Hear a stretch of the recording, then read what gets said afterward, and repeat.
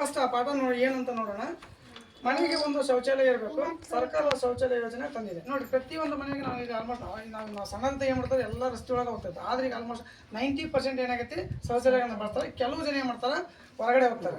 ಆ ಹೊರಗಡೆ ಹೋಗೋದ್ರಿಂದ ಏನು ತೊಂದರೆ ಐತಿ, ಅದನ್ನ ಯಾಕೆ ಹೋಗ್ಬಾರ್ದು ಅಂತ ನೋಡೋಣ. ಈಗ ಮನೆಗೂ ನೀರಿನ ಅನುಕೂಲ ಐತಿ. ಇವೆಲ್ಲ ಪ್ರತಿಯೊಂದು ಮನೆಗೂ ನಳ ಅದಾವ, ಹೌದಲ್ಲ? ನಳಗಳ ಬಳಸ್ತೀವಿ. ಪ್ರತಿಯೊಂದು ಮನೆಗೂ ನಮಗೆ ನೀರಿನ ವ್ಯವಸ್ಥೆ ಐತಿ, ಯಾವ ತೊಂದರೆ ಇಲ್ಲ. ಆದರೂ ಕೆಲವು ಜನ ಮಾಡ್ತಾರೆ ಶೌಚಾಲಯಕ್ಕೆ ಬಾಯಿಗೆ ಹೋಗ್ತಾರೆ.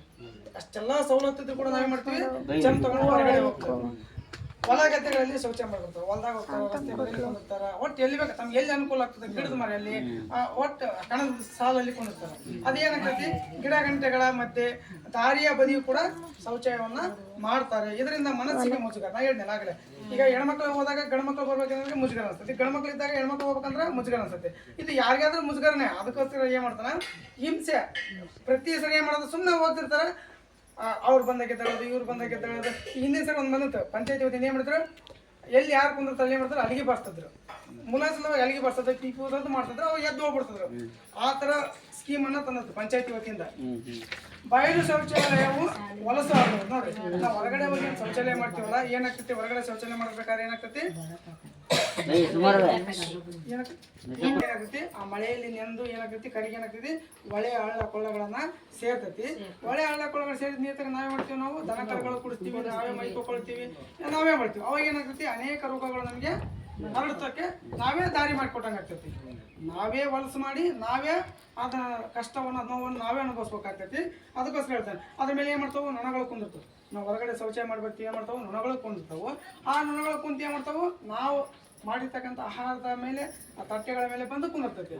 ಆ ಕುಂತಿರ್ತಕ್ಕಂಥ ನೊಣದ ಕಾಲಿಗೆ ಅಂಟಿರ್ತಕ್ಕಂಥ ಅದೇನಕ್ಕೆ ಹೊಲಸು ಆಹಾರದಲ್ಲಿ ಸೇರ್ತೈತಿ. ಆಹಾರದಲ್ಲಿ ಸೇರಿದಾಗ ಏನಾಗ್ತೈತೆ, ಅದು ನಮ್ಮ ದೇಹದೊಳಗೆ ಹೋಗಿ ಮತ್ತೆ ಏನಾಗ್ತೈತಿ, ದೇಹ ಹದಗೆಡ್ತೈತಿ. ಆ ರೋಗಗಳಿಗೆ ನಾವು ದಾರಿ ಮಾಡಿ ಕೊಟ್ಟಂಗೆ ಆಗ್ತೈತಿ ಅಂತಂದೇಳಿ ಹೇಳ್ತೈತಿ. ಆದ್ದರಿಂದ ಜನರು ಬಯಲು ಶೌಚಾಲಯ ಬಿಡಬೇಕು. ನಾವು ಅದಕ್ಕೋಸ್ಕರ ಏನು ಮಾಡಬೇಕು, ಹೊರಗಡೆ ಹೋಗೋದನ್ನ ತಪ್ಪಿಸ್ಕೋಬೇಕು. ನಾವೇ ಬಿಡ್ಬೇಕು, ಅದನ್ನ ಬೇರೆ ಹೇಳ್ಸೋಕೆ ಬರೋದು. ಇಷ್ಟೆಲ್ಲ ಸಮಸ್ಯೆಗಳನ್ನ ಮಾಡಬೇಕು. ಶೌಚಾಲಯವನ್ನು ನಾವು ಬಳಸ್ಬೇಕು ಅನ್ನೋದು ನಮ್ಮ ಮನಸ್ಸಿನಲ್ಲಿ ಬರಬೇಕು. ನೋಡ್ರಿ, ಪ್ರತಿಯೊಂದು ಮನೆಗೂ ಶೌಚಾಲಯ ಕಟ್ಟಲೇಬೇಕು.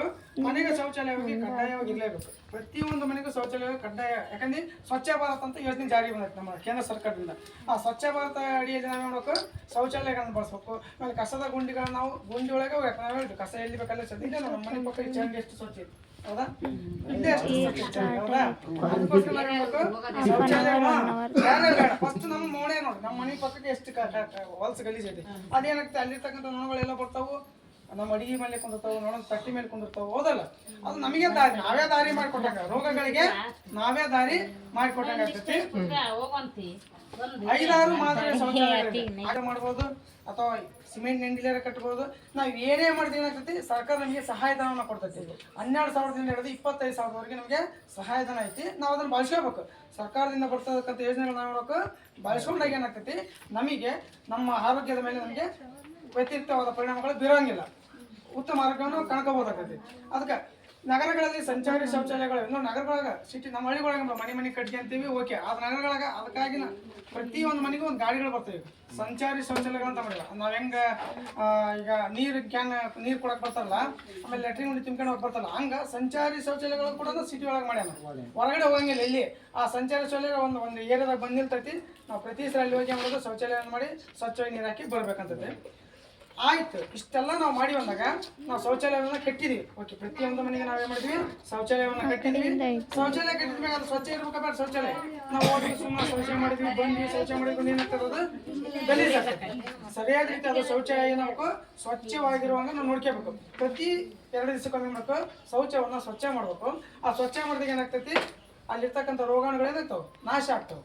ಇಲ್ಲಪ್ಪ ನಾವು ಹಂಗ ಶೌಚ ಮಾಡಿ ಹಂಗ ಬಂದು ಹಂಗ ನೀರು ಚೆಲ್ಲೋದು, ಹಂಗ ಸುಮ್ಮನೆ ಉಗ್ಗೋದು ಮಾಡೋದು ಬಂದ್ರೆ ಏನಾಗ್ತಿ, ಅಳಿಸ್ಕೊಂತು ಏನಾಗ್ತೈತೆ, ಅಲ್ಲಿ ಕ್ರಿಮಿಕೀಟಗಳು ಉತ್ಪತ್ತಿ ಆಗ್ತವೆ. ಅದೇ ಕ್ರಿಮಿಕೀಟಗಳು ಮತ್ತೆ ಏನಾಗ್ತಾವೆ, ಮತ್ತೆ ನಮ್ಮ ಆರೋಗ್ಯದ ಮೇಲೆ ವ್ಯತಿರಿಕ್ತ ಪರಿಣಾಮವನ್ನು ಬೀರ್ತವೆ. ಶೌಚವನ್ನೇ ಮಾಡಬೇಕು, ಶೌಚಾಲಯ ಸ್ವಚ್ಛವಾಗಿಡಬೇಕು. ಹೆಂಗೆ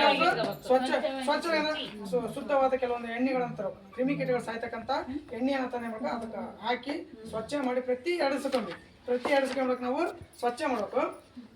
ನೋಡಿರಿ, ಶುಚಿಯಾಗಿಡ್ಬೇಕು. ರೋಗಗಳಿಂದ ದೂರ ಉಳಿಯೋಣ, ಶೌಚಾಲಯ ಕಟ್ಟಿಸೋಣ, ಆಯಸ್ಸು ಹೆಚ್ಚಿಸೋಣ.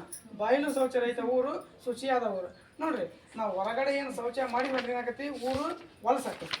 ಈಗ ನಾವು ಇಲ್ಲಿ ನಮ್ಮ ಇಲ್ಲಿ ಹೋಗ್ತೀವಿ, ಇಲ್ಲಿ ಹಂಗೆ ಶೌಚ ಮಾಡ್ತಾರೆ, ಅಲ್ಲಿ ಹಂಗೆ ಮಾಡ್ತಾರೆ. ಅಂದ್ರೆ ಏನಾಗ್ತದೆ, ಅದು ಹೊಲ್ಸಾಕತಿ. ಅದು ಅದನ್ನ ಹೊರಗಡೆ ಹೋಗ್ಲಾರ್ದಂಗೆ ನಾವು ಶೌಚಾಲಯ ಬಳಸಿದ ಏನಾಗತ್ತೆ, ಊರು ಸ್ವಚ್ಛವಾಗಿರ್ತದೆ, ಆಮೇಲೆ ಶುದ್ಧವಾಗಿರ್ತೈತಿ. ಅದಕ್ಕೆ ನಾವು ಸ್ವಚ್ಛ ಭಾರತ ಅಂತ ಹೇಳಿ ನಮ್ಮ ಸರ್ಕಾರ ಯೋಜನೆ ಜಾರಿ ಮಾಡೈತಿ. ಅದು ನಾವು ಯಾರು ಭಾಷೆಗೊಳ್ತಾ ಇಲ್ಲ. ನಾನು ನಿಡ್ಕೊಂಡು ನಾವೇ ಮಾಡ್ತೀವಿ, ಎಲ್ಲಿ ಬೇಕಲ್ಲೇ ಪ್ಲಾಸ್ಟಿಕ್ ಹೊಸೋದು, ಎಲ್ಲಿ ಬೇಕಲ್ಲೇ ಇದು ಮಾಡೋದು, ನಾವೇ ಹೊರಗಡೆ ಹೋಗ್ತೇವೆ.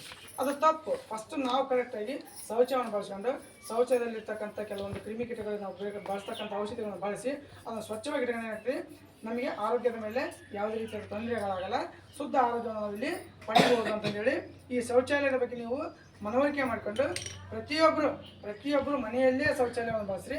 ಹೊರಗಡೆ ಯಾವತ್ತೂ ಶೌಚಾಲಯಕ್ಕೆ ಹೋಗಬೇಡ್ರಿ.